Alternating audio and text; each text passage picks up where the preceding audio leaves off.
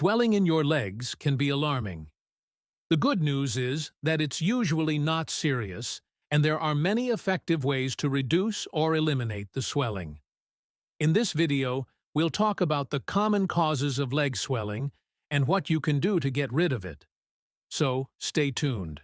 This video series is created to help answer some of your medical questions and the questions that are commonly asked by patients. If you find this video helpful, please subscribe and share with your friends. So, what exactly is leg swelling? When someone has swollen legs, it means that they have an abnormal accumulation of fluid in the tissues of their legs. This fluid may cause the legs to look bigger than usual around the ankles, feet, calves, knees, or thighs.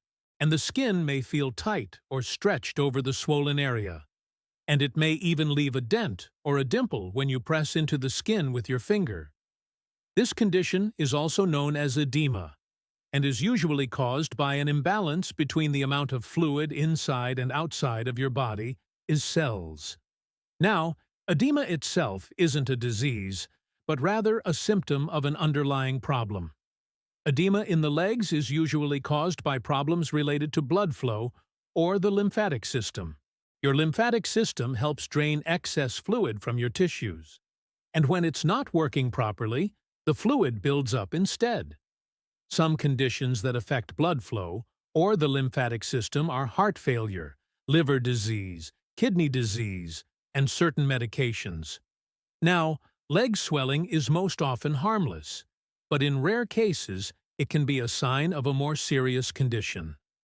If the swelling is accompanied by other symptoms like shortness of breath, chest pain, or a rapid heartbeat, seek medical attention right away. The lower extremities, which includes your feet, ankles, and legs, are the most common areas for edema to occur. This is because these extremities are furthest from your heart, so gravity makes it harder for your heart to pump blood back up towards your heart against gravity. If you're standing for long periods of time, you might notice that your legs swell more at the end of the day. This is perfectly normal and is called functional edema. It should go away if you rest. There are several factors that increase your risk of developing leg swelling. These include older age, pregnancy, history of blood clots, heart disease or liver disease, chronic alcoholism, and obesity.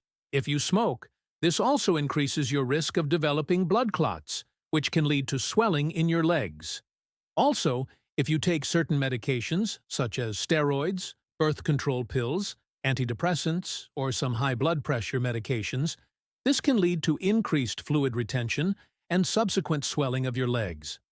Some of the most common causes of leg swelling are pretty easy to treat.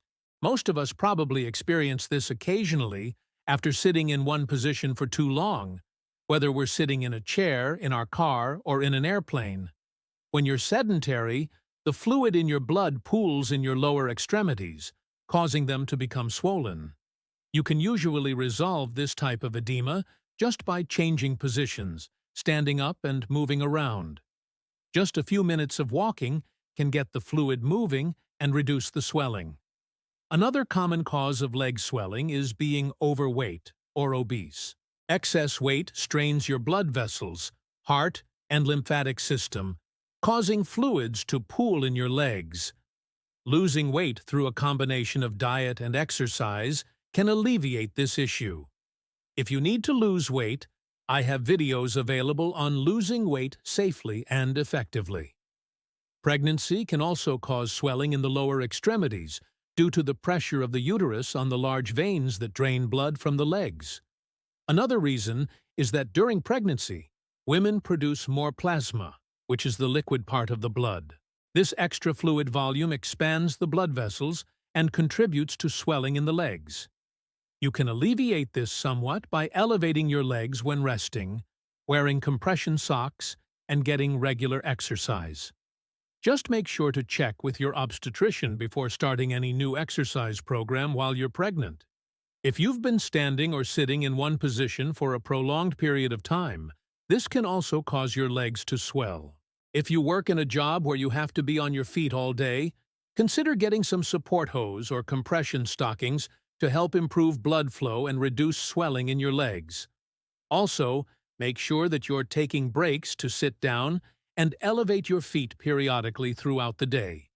You can also try wearing compression stockings to help improve blood flow and reduce swelling in your legs.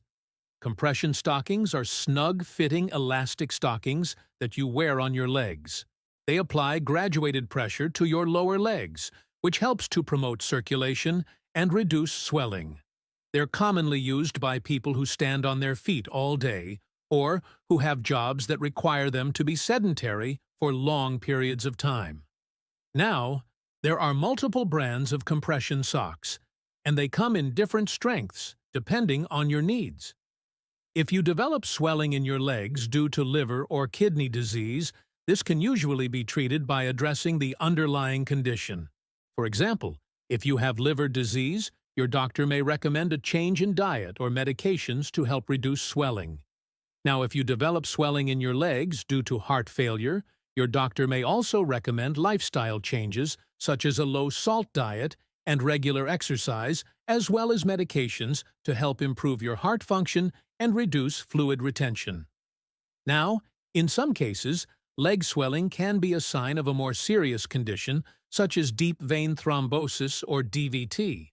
Now, DVT is a condition that occurs when a blood clot forms in a deep vein, usually in the legs. This can cause swelling in the affected leg, as well as pain and redness. Now, DVT is a serious condition that requires medical treatment, so it's important to seek medical attention right away if you develop these symptoms.